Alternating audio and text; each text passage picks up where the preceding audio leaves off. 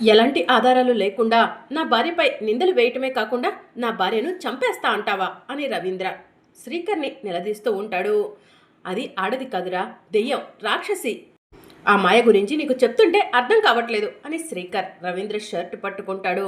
నా షర్టు పట్టుకుంటావా అని చెప్పి రవీంద్ర శ్రీకర్ షర్టు పట్టుకుంటాడు. ఇద్దరూ కూడా ఒకరి షర్టు ఒకడు పట్టుకొని కొట్టుకోబోతూ ఉండగా అక్కడ ఉన్న పెద్దవాళ్ళంతా కూడా వాళ్ళిద్దరిని పక్కకు లాగుతారు.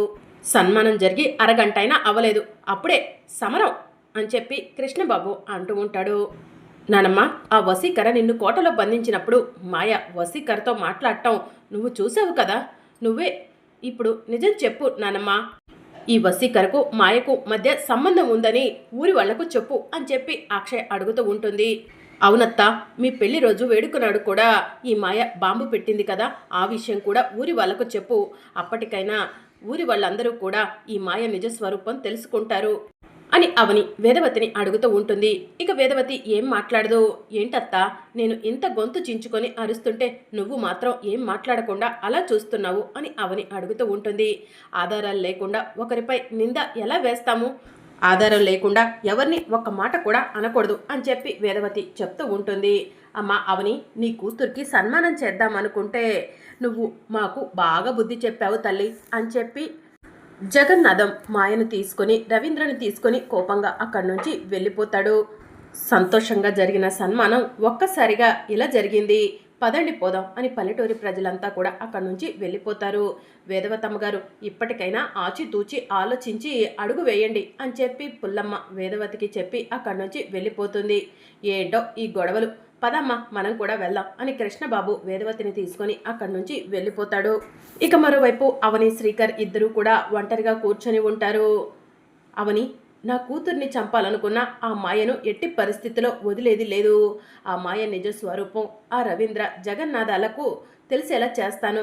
ఆ మాయ రవీంద్ర జగన్నాథం గారి అండ చూసుకొని బాగా రెచ్చిపోతుంది అని చెప్పి శ్రీకర్ అవనితో చెప్తూ ఉంటాడు. అవని ఏం మాట్లాడకుండా ఆలోచిస్తూ ఉంటుంది. అవని, ఏం ఆలోచిస్తున్నావు అని శ్రీకర్ అడుగుతూ ఉంటాడు. నువ్వు బయట శత్రువుల గురించి ఆలోచిస్తూ ఉన్నావు, నేను ఇంట్లో శత్రువుల గురించి ఆలోచిస్తున్నాను బావా అని చెప్పి అవని అంటుంది. ఇంట్లో శత్రువుల? నిహారిక, కృష్ణ అన్నయ్య, వసంత అక్కల గురించేనా అని శ్రీకర్ అడుగుతూ ఉంటాడు. కాదు బావా అని చెప్పి అవని అంటుంది. వాళ్ళు కాకుండా మన ఇంట్లో అక్షయ్కు ఇంకెవరు శత్రువులు ఉన్నారు అవని అని శ్రీకర్ అంటాడు. నేను చెప్తే నువ్వు నమ్మవు కూడా బావా అని చెప్పి అవని అంటుంది. నీ మాటపై నాకు నమ్మకం ఉంది అవని, వాళ్ళెవరో చెప్పు అని శ్రీకర్ అంటాడు. అత్తయ్య అక్షయ్ను చూస్తే తట్టుకోలేకపోతుంది, ఓర్వలేకపోతుంది బావా అని చెప్పి అవని అంటుంది. అమ్మనా అని శ్రీకర్ అంటాడు. అవును బావా, ఇందాకలా నువ్వు కూడా చూసావు కదా, ఆ మాయా నిజ స్వరూపం ఊరి వాళ్లకు జగన్నాథం గారికి తెలియజేయమంటే ఎలాంటి ఆధారాలు లేకుండా ఎలా మాయను అంటామని అత్త అందరి ముందు అలా అనేశారు. ఎందుకో అత్తలో మార్పు వచ్చింది బావా. అత్త ఒకప్పుడు అక్షయ్ను కోటలోకి పంపిస్తా అంటే అక్షయ్ను కోటలోకి పంపించొద్దని మనతో యుద్ధం చేసినంత పని చేసింది, ఊరి వాళ్ళతో పోరాడింది. అలాంటి అత్త ఇప్పుడు నిహారిక, కృష్ణబావ, వసంత వదిన మాటలు విని పూర్తిగా మారిపోయింది. ఎవరు ఏం చెప్తే అది వినేలా మారిపోయింది. నీకు ఒక విషయం చెప్పాలి బావా, ఆ విషయం ఇప్పుడే ఎందుకు చెప్పడమని నాలోనే దాచుకున్నాను అని చెప్పి అవని అంటుంది. ఏంటి ఆ విషయం అని శ్రీకర్ అంటాడు. అత్త ఎలాగైనా సరే సన్మానంలో అక్షయ్ పరువు పోవాలనుకుంది, అక్షయ్ను అందరూ అవమానించాలనుకుంది. అందుకే నిహారిక వసంత వదిన మాటలు విని పసరు మందు తీసుకొచ్చింది. ఆ పసరు మందును అక్షయ్కు తినిపిస్తే సన్మానంలో అక్షయ పిచ్చి పిచ్చిగా మాట్లాడుతుంది, ఊరి వాళ్ళందరూ కూడా అవమానిస్తారు, అసహించుకుంటారని ప్లాన్ చేసింది బావా అని చెప్పి అవని అంటుంది. అవని, నువ్వేం చెప్తున్నావు? నేను అస్సలు అమ్మ గురించి ఇలాంటివన్నీ ఎక్స్పెక్ట్ చేయట్లేదు అని చెప్పి శ్రీకర్ అంటాడు. అందుకే ఈ విషయాలేవి నీ దగ్గర వరకు తీసుకురాలేదు బావా, కానీ ఇప్పుడు తప్పనిసరి పరిస్థితిలో చెప్తున్నాను అని చెప్పి అవని అంటుంది. సరే, నువ్వు చెప్పిందే కరెక్టు. మరి అక్షయ్కు అమ్మ పసరు మందు తినిపించింది అంటున్నావు కదా, మరి అక్షయ పిచ్చి పిచ్చిగా మాట్లాడలేదేంటి? సన్మానం సజావుగానే సాగింది కదా అని శ్రీకర్ అంటాడు. రాత్రి నేను అత్త గదిలోకి వెళ్ళేసరికి అత్త పసరు పట్టుకొని నిహారిక, వసంత ఆ పసరు ఇచ్చే ఆవిడ దగ్గరకు తీసుకెళ్ళి మంచి పని చేశారు. ఈ పసర్ని అక్షయ్కు తినిపిస్తాను. అక్షయ పొగరు, అహంకారం అన్నీ కూడా అణిగిపోతాయి అని అత్త తనలో తాను మాట్లాడుకుంటూ ఉంటాం నేను విన్నాను బావా. వెంటనే ఆ పసరు మందుని అత్త నిద్రపోతున్న సమయంలో మార్చేశాను అని చెప్పి అవని అంటుంది. నాకు ఇప్పటికీ కూడా నమ్మకం కలగట్లేదు అవని అని శ్రీకర్ అంటాడు. ఇదంతా కూడా దూరం నుంచి అక్షయ్ చూస్తూ ఉంటుంది. నానా అని అక్షయ శ్రీకర్ దగ్గరకు వస్తుంది. నాన్న, అమ్మ చెప్పేవన్నీ నిజాలు అని చెప్పి అక్షయ్ అంటుంది. అక్షయ, నువ్వు కూడా నానమ్మ గురించి ఇలా మాట్లాడుతున్నావా?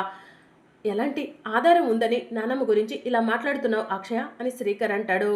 నాన్న, నాకు దిష్టి తీయమన్నప్పుడు నానమ్మ చెయ్యి కాలింది, దిష్టి తీయలేమన్నది కదా. నానమ్మ కావాలనే చెయ్యి కాల్చుకుంది, నాకు దిష్టి తీయకుండా ఉండటం కోసమే అని చెప్పి అక్షయ్ అంటుంది. ఆ విషయాలు నీకెలా తెలుసు అని శ్రీకర్ అంటాడు. నానమ్మ దగ్గరకు ఒకరోజు వెళ్ళాను. అప్పుడు నానమ్మ, నాకంటే గౌరవం పొందుతావా, నాకంటే ఈ ఊరి వాళ్ళు నీకు ఎక్కువ మర్యాద ఇస్తారా? అక్షయ్ను పక్కకు తోసేసి వేదవతికి బ్రహ్మరథం పట్టేలా చేస్తాను అని చెప్పి నానమ్మ తనలో తాను మాట్లాడుకోవటం నేను విన్నాను నాన్న అని అక్షయ్ చెప్తూ ఉంటుంది. అంతేకాదు నాన్న, ఇందాకలా ఆ మాయ విషయంలో నానమ్మ ప్రవర్తన నువ్వు కూడా చూసావు కదా. ఆ రోజు నాకు దోశలు వేసేవమంటే నా చెయ్యి కాలినా కూడా నానమ్మ పట్టించుకోలేదు. ఇవన్నీ నేను అమ్మకు కూడా చెప్పలేదు. అమ్మకు ఈ విషయం ఎలా తెలిసిందో నాకు అర్థం కావట్లేదు అని చెప్పి అక్షయ చెప్తూ ఉంటుంది.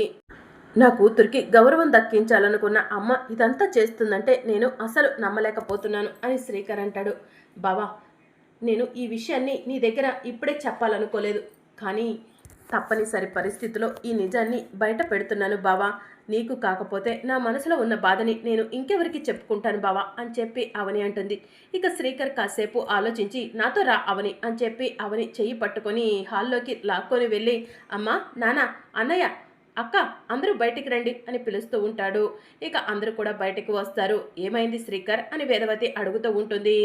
నా భార్య, నా కూతురు నీ పైన ఎలిగేషన్స్ చేస్తున్నారు అని చెప్పి శ్రీకర్ అంటాడు. ఏంటా ఎలిగేషన్స్ శ్రీకర్ అని చెప్పి వేదవతి అడుగుతూ ఉంటుంది. అక్షయ్కు దిష్టి తీయబడిద్దని కావాలని నీ చేతిని నువ్వే కాల్చుకున్నావంట కదమ్మా అని శ్రీకర్ వేదవతిని అడుగుతూ ఉంటాడు. ఇక ప్రసాదరావు అలాగే కుటుంబ సభ్యులంతా కూడా షాకింగ్గా వేదవతి వైపు శ్రీకర్ వైపు చూస్తూ ఉంటారు. అమ్మా, అక్షయ సన్మానంలో అందరి ముందు అవమానించబడాలని, అందరి చేత అసహించుకోవాలని నువ్వు అక్క నిహారిక మాటలు విని ఏదో పసరు మందు తీసుకొచ్చి అక్షయ్ తినే ఫుడ్లో కలిపావంట కదమ్మా. నేను ఇదంతా నమ్మలేకపోతున్నాను, నిజమేంటో చెప్పమ్మా అని చెప్పి శ్రీకర్ అడుగుతూ ఉంటాడు. అవని, నాపై ఇంత పెద్ద నింద వేశావా అని చెప్పి వేదవతి అంటుంది.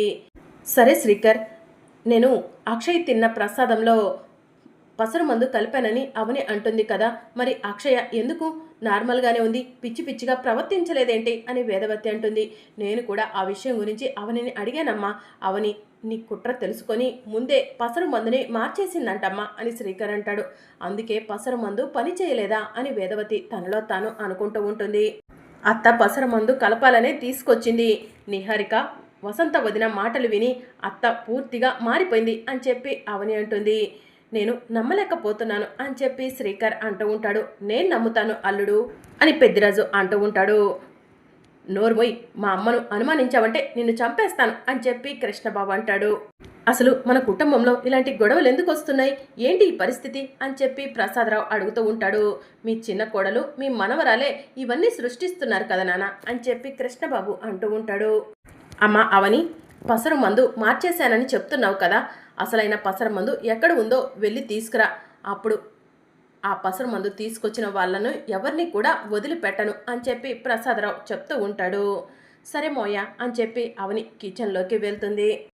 నిహారిక, కృష్ణబాబు, వేదవతి కంగారు పడుతూ ఉంటారు. పెద్దిరాజు వాళ్ళ మొహాలు చూస్తూ వీళ్ళు ఏదో చేసినట్టే ఉన్నారు అని చెప్పి తనలో తాను అనుకుంటూ ఉంటాడు. మావయ్య గారు, ఆ పసరు మందును ల్యాబుకి పంపిద్దాము, అందులో హానికర కెమికల్స్ ఉన్నాయని తెలిస్తే ఎవరిని కూడా వదిలేదే లేదు అని పెద్దిరాజు చెప్తూ ఉంటాడు. పెద్దిరాజు, నింద నిరూపణ అయ్యే వరకు మనం ఎవరిని కూడా ఏమీ అనలేము అని ప్రసాదరావు చెప్తూ ఉంటాడు. అమ్మో, అవని ఇప్పుడు పసరు మందును తీసుకొస్తే నేను దొరికిపోతానే అని చెప్పి నిహారిక, వసంత తమలో తాము అనుకుంటూ ఉంటారు. ఇక అవని కిచెన్లోకి వెళ్ళి పసరు మందు కోసం అటు ఇటు చూస్తూ ఉంటుంది. నేను పసరు మందు ఇక్కడే దాచిపెట్టాను కదా, ఎప్పుడైనా ఇలాంటి పరిస్థితులు వస్తే ఆధారంగా ఉపయోగపడుతుందని దాచిపెట్టిన పసరు మందు కనిపించకుండా పోవటం ఏంటి అని చెప్పి అవని కంగారు పడుతూ ఉంటుంది. రేపు రాబోయే అప్కమింగ్ ఎపిసోడ్లో అక్షయ అమ్మవారి విగ్రహం దగ్గరకు వెళ్తుంది. అమ్మ అన్నపూర్ణాదేవి, భవిష్యత్తులో మా కుటుంబానికి ఎలాంటి సమస్య వస్తుందోనని నాకు భయంగా ఉంది. నా మనసు ఏదో సమస్యకు దారి తీస్తుందని చెప్తుంది. అందుకే తాళపత్ర గ్రంథాలను చదివి తాళపత్ర గ్రంథాల్లో మా కుటుంబానికి ఎలాంటి సమస్య పొంచి ఉందో తెలుసుకోవాలనుకుంటున్నాను అని అక్షయ అన్నపూర్ణాదేవికి నమస్కారం చేసుకొని తాళపత్ర గ్రంథాలను ఓపెన్ చేసి చదువుతూ ఉంటుంది. వేదవతి కుటుంబానికి యమలోక ప్రవేశం అని తాళపత్ర గ్రంథాల్లో రాసి ఉంటుంది. అక్షయ అది చదివి షాక్ అవుతుంది. ఇంతలో అవని అక్షయ్ దగ్గరకు వచ్చి, అక్షయ, తాళపత్ర గ్రంథాలను ఎందుకు చదువుతున్నావమ్మా అని అడుగుతూ ఉంటుంది. అమ్మ, తాళపత్ర గ్రంథాల్లో వేదవతి కుటుంబానికి యమలోక ప్రవేశం అని రాసి పెట్టి ఉందమ్మా అని అక్షయ చెప్తూ ఉంటుంది. మరి అప్కమింగ్ ఎపిసోడ్లో ఏం జరగబోతుందో తెలుసుకోవాలనుకుంటున్నారా? అయితే ఛానల్ను సబ్స్క్రైబ్ చేసుకొని సపోర్ట్ చేయడం మర్చిపోకండి. Thank you for watching.